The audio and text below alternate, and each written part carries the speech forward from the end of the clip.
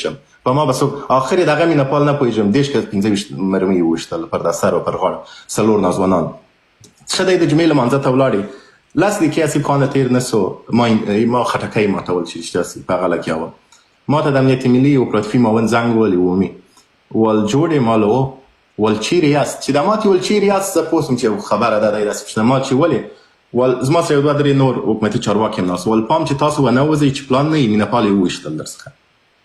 صحیح دی نور زه په ځان نه یم پوه سوی انډیواله چې څنګه بالا مې ټلیفون قطع کوي د ده خبرو ته هم واج نه دی ویلی چې مه وځئ څنګه ونه وځو سړی انډیوال دی جاوید فیصل بل من وایي څه کیسه مال مینه پال یې وویشتې بالا موږ په ځان نه یو پوه سوی چې راووتلو موږ بیا د خدای مدني فعالان دا د جمعې په ورځ موږ بیا موټروان رخصتول دا د مینه پال اصول و هغه ول چې ورور نو جمعې په ورځ موټروان ولې ساتي موټر ولې ساتي پرېږده موږ به په ټکسیو کې تلو با وجود دې چې باډیګارډان و هر یو سره زده مرمي یو دوه زده مرمي و و چې راوتل یو پیره موټر نسته چې مینه پال پورې ځان ورسوو دا ګډ حکومتي یاران ناست دي باډیګارډان شته موټر نسته یو موټر مو ټکسي پیدا کړي موږ هم په دې کوڅه کې وګرځه په هغه کوڅه کې وګرځه خلاصه مینه پال مو پیدا کړئ په وینو لړلې وروره دا چې په موږ هغه حالت څنګه تېر سو صحیح دی اوس که زه دغه طالب سره دا قصه مې په چشي وکړي زه که دغه طالب سره جوړ سم نصیب خانه صحیح دی د مینه پال میرمن چې زموږ خور کېږي د مینه پال اولادونه د مینه پال ورونه چې زه ورسره لیدم چې زموږ څونه کلک ملګري وه دغو ته به زه په کومو سترګو ګورم کېده کتلی سم ورته بل ځوان درته وښیم آصف توخی صحیح دی د زابل و دونه یو نر یعنی په ځوانانو کې زه خپل هم شکر شه ځوان یم د ده ځواني ماته خوند راکول او د ده ځواني د ده اخلاق دغونه یو ښایسته اخلاق یې درلودی ورور دا سړی بیکاره سو زابل کې هلته جنجال وکړي خو بیکاره سو د یاران چې بیا داسې وخت کې کېدل بیا ما د ټول امنیتي یاران سره انډیوالي بیا ما ته راتلل چې ما ته راغله ول وروره د ده پلار ګوره ډاکټر عبدالله ډېر نږدې انډیوال و وکیل و صحیح دی توخي صاحب وکیل و ما ته وویل زه یو سړی منصب یم ول دا چې زه خپل پلار بیا یم واسطه کوم ما ته ډېر شرم دی ول دا مې نفس دا دریشي و د ډګروالي نه مني ته مې ول خپل انډیوال ته د وزیر صاحب سره خبره وکړه ول زه بیخي د وظیفې ستړی سوی یم او بل و امکانات نه لرم طالب مې وژني په کابل کې او دا دغسې وه ما ورته ویل چې صحیح دی زه ورغلم د اندرابي صاحب وزیر و ما ورته ویل چې دغه ځوان دی بیکاره دی ما له زه یې غواړم چې دا بس پر کار سي چې هر څنګه کېږي هغه ورته ویل چې ورور د خپل ډېر جنګي سړی دی دا څنګه بیکاره دی وزارت دومره غټ و نو خو وزیر په هر قمندان او هر چیز نه خبرېدل ورور ډېر غټ دی ول بس پر کار بګو میاشت تېر نه سو سړی پر کار سو ورور سړی مو واستول پکتیا او که پکتیکا آمر د امنیت صحیح دی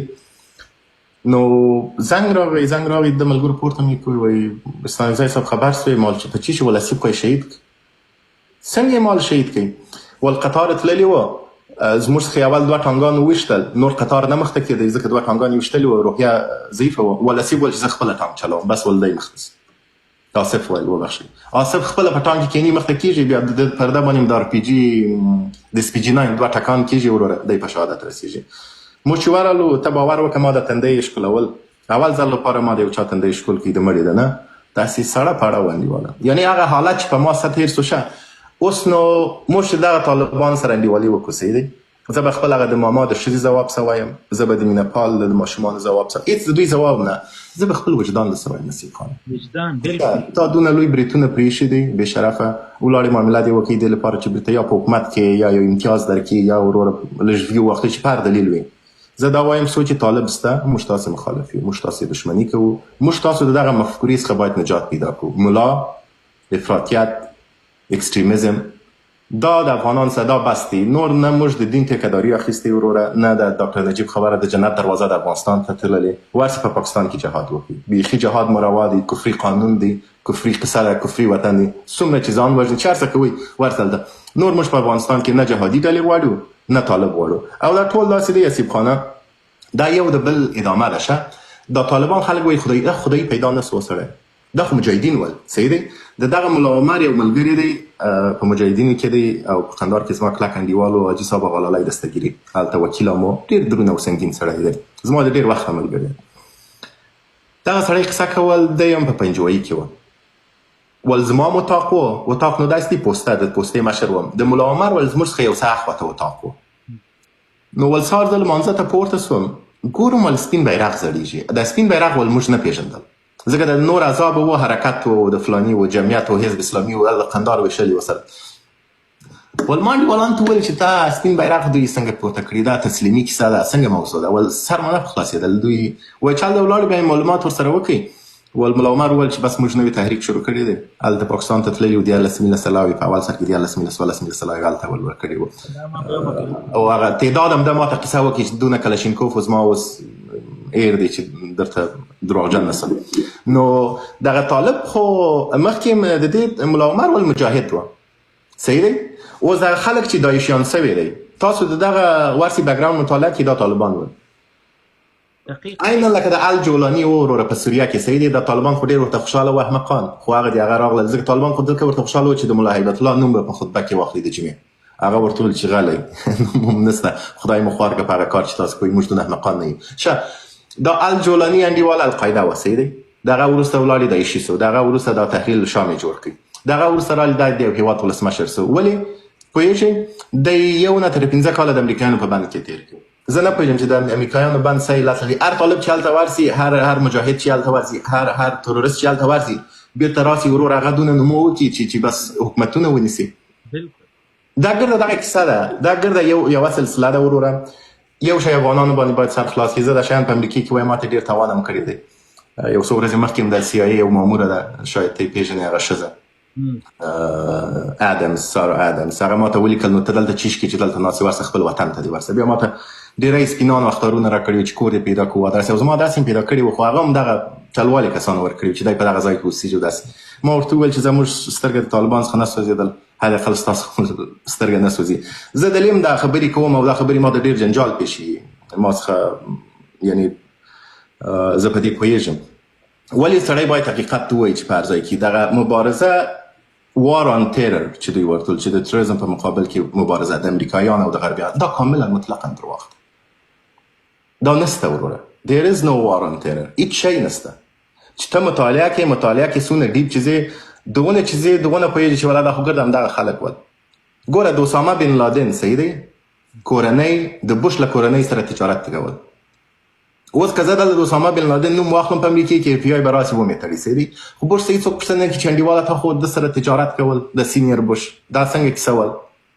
په دغه شیانو باید موږ نور ونه غولېږو، صحیح دی.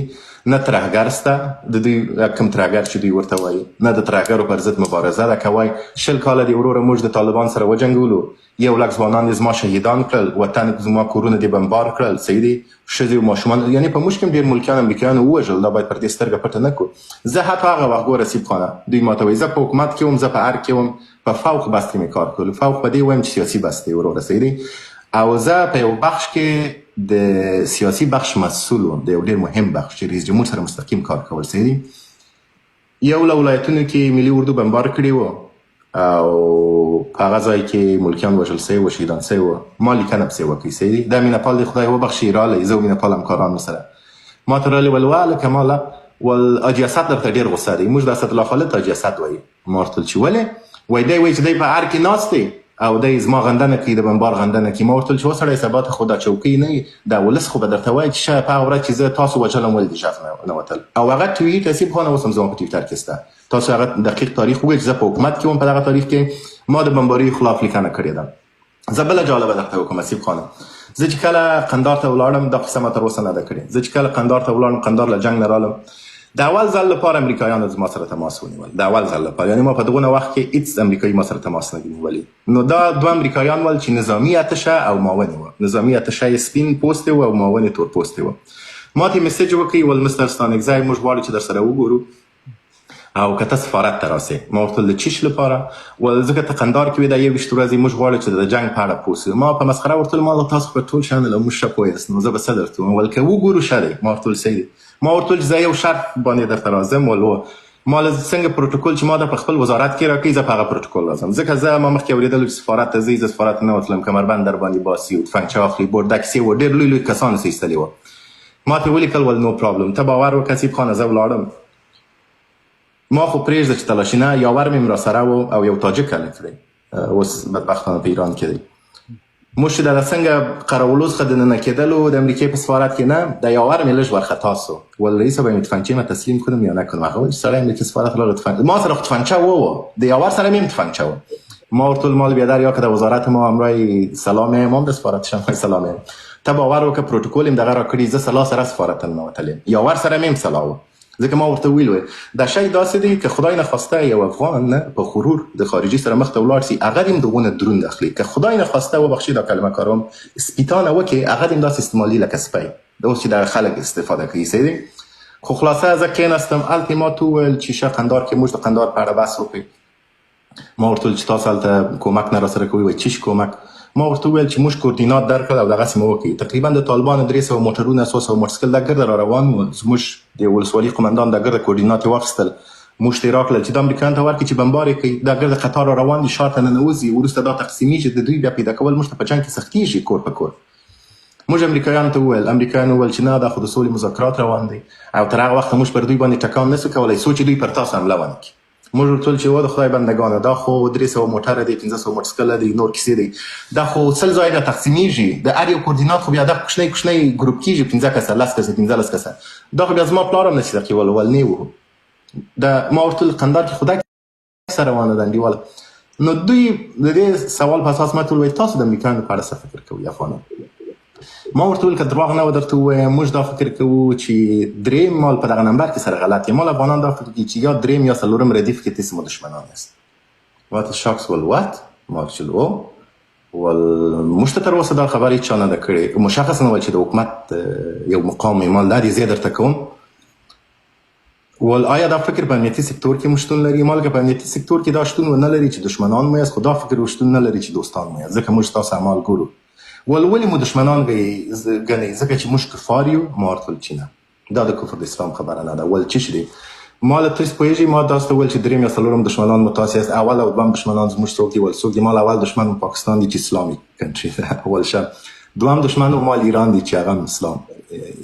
اسلامي کنټري ځان ته وایي صحیح دی مال د اسلام بحث نه دی مال زموږ تر ټولو ښه دوستان هند دی چې هندوان دي بیا مې د ډاکټر ناکومارا مثال ورکړي مال دغه ډاکټر کفر ووژل سو بس تا وطن پر وژړل نو ول څه خبره ده مال ستاسو پالیسي خبره ده the way you approach زموږ کورونه مو بمبار کړل زموږ اساساتو ته مو توهین وکړي زموږ حکومت مو سایډلاین کړي طالبانو ته مو سټیج ورکړي دا د ګټو خبره ده دا د کفر او دا د اسلام خبره نه ده اوس اسیب خانه ته راته ووایه ما چې وروسته ملګرو ته کیسه وکړي ما ته وویل ډېر بد دی وکړي چې دا خبره دې وکړي ما ولې والله خو جنجال درته چې مال جوړ دی خو همدغه حقیقت خبره ده یعنی تر دغه حده پورې وروره کله چې د وطن دوستي خبره سي موږ د امریکایي په مقابل کې ورته درېدلي یو موږ د طالب په مقابل کې ورته درېدلي یو اوس هم دلې ګوري تاسو وایي دا خبرې چې زه په ټویټر کې کوم دا ډېر افغانان نشي کولی ما ته بله ورځ د اروپا څخه خلکو زنګونه ول او حتی د ډاکټر صاحب نجیب لور زنګ راته وویل ما ته ویل چې 300 وروره مالا خورې ول جوړې مال وویل دا خبرې دي ډېر داسې خطرناکې دي مال وویل اسناد دې اخیستي دي مال ګوره زما 3 کاله کېږي اشپزان اسناد واخیستل صحیح دي زما یې تر ننه کیس هم نه دي قبول کړی 3 کاله زموږ اشپزان اسناد واخیستل ولې نه قبلوي هغه خو پوهېږي چې دا جنجالي سړی دی دغه خبرې کوي او نه دوی هم په هر کم چې کوشش کوي چې یو څه مو وځوروي ولې چې کله د افغانستان د ګټو بحث راسي اسیب خانه